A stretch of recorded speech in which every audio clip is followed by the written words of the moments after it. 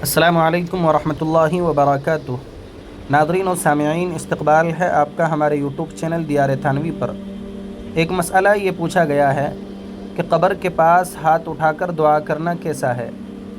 اس سلسلے میں جب ہم کتب فقہیہ کا مطالعہ کرتے ہیں اور فقہا کی آراءوں کا مطالعہ کرتے ہیں تو یہ معلوم ہوتا ہے کہ میت کو دفنانے کے بعد قبر کے پاس ہاتھ اٹھا کر کے دعا کرنے کی کہاں تک گنجائش ہے۔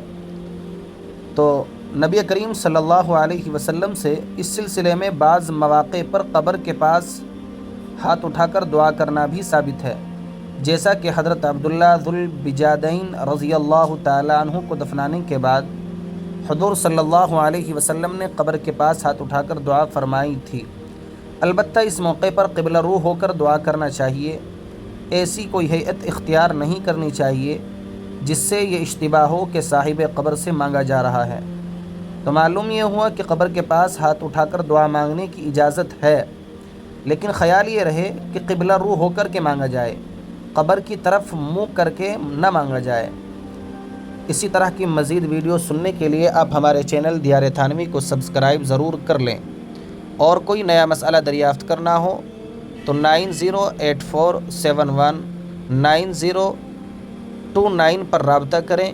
انشاءاللہ بروقت شرعی معلومات سے آپ کو آگاہ کیا جائے گا۔ السلام علیکم ورحمۃ اللہ وبرکاتہ۔